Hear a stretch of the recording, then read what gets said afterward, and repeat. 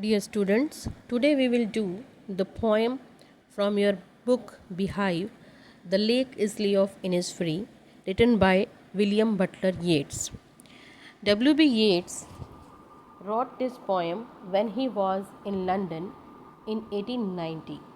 In this poem, he describes his homesickness and an intense urge to go to his homeland and live peacefully there. W.B. Yeats was an Irish poet and one of the foremost figures of 20th century literature. He was born in Sandymount, Ireland, and educated there and in London also. He spent childhood holidays in County Sligo and studied poetry from an early age when he became fascinated by Irish legends. These topics feature in the first phase of his work, which lasted roughly until the turn of the 20th century. In 1923, he was awarded the Nobel Prize in Literature. W.B. Yeats lived in London, then he wrote this poem in 1890, and in this poem he describes his homesickness and his intense urge to go to his homeland and live peacefully there. In this poem, the poet says that he wants to have complete peace of mind.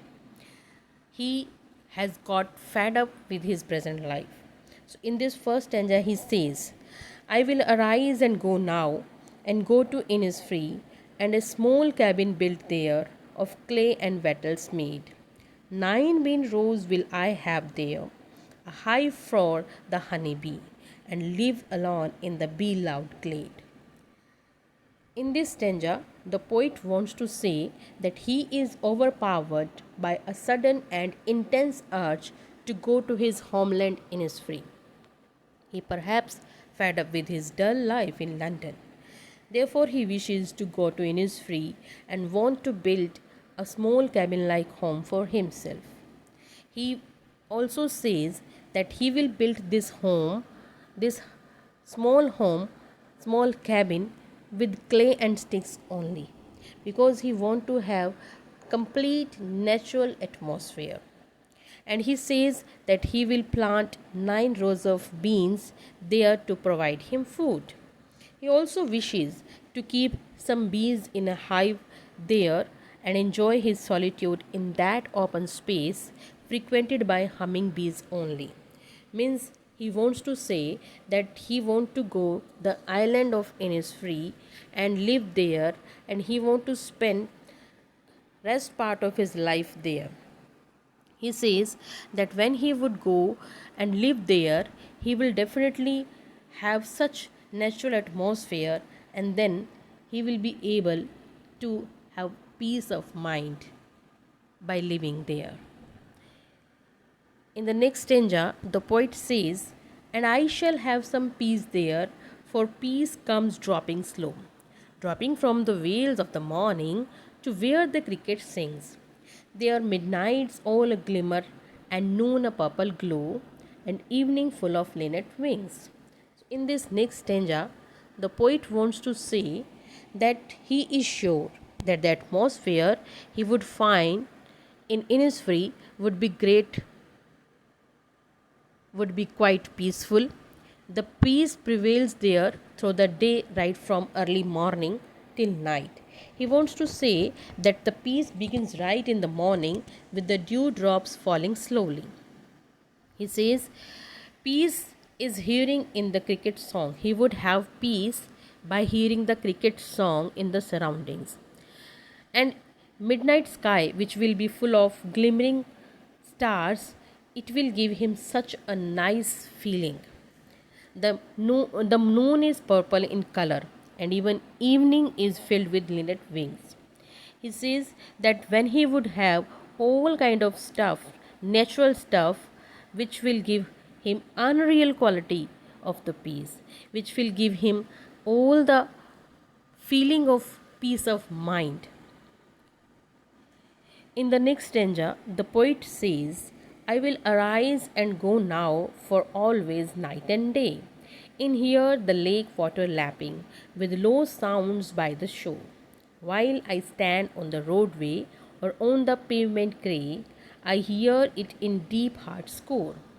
In this stanza, the poet wants to say that he has a strong desire to escape from the stifling atmosphere of London. He says that he had got fed up by the monotonous life of London city. He had got fed up by the concrete life of city. Now he wants to have peace of mind, which will be possible by going back to his homeland, that is Innisfree. He feels as if he is sitting close to the lake listening to the lapping sound of its water. So what? At present, he is in London. He is sitting on the pavement of London, but his heart is continuously thinking of the natural beauty of Innisfree.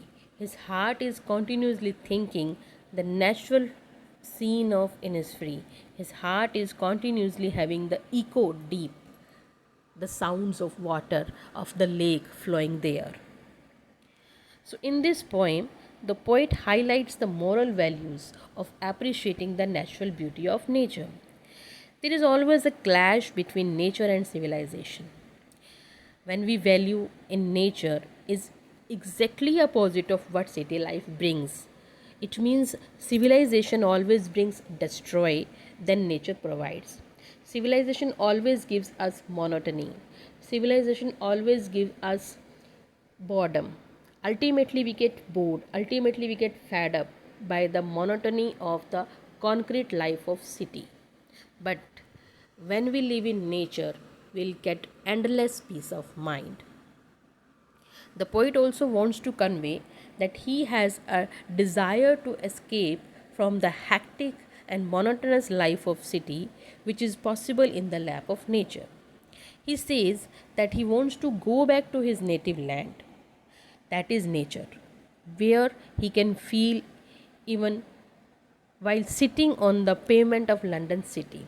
The poet also wants to say that in this poem there is a desire, familiar desire to escape, to achieve peace and solitude, to become one with nature.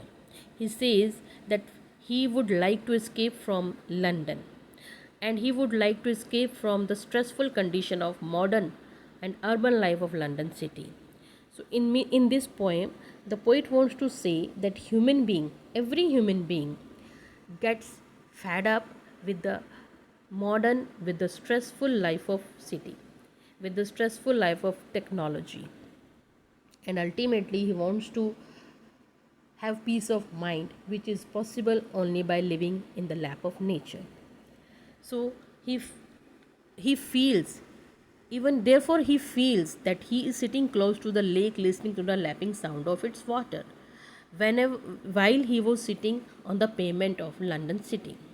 So the poet or even the common human being, they have the desire to go back to the nature, because nature is the only way to provide peace of mind. If we want to have peace of mind, we have not any other way except going back to nature.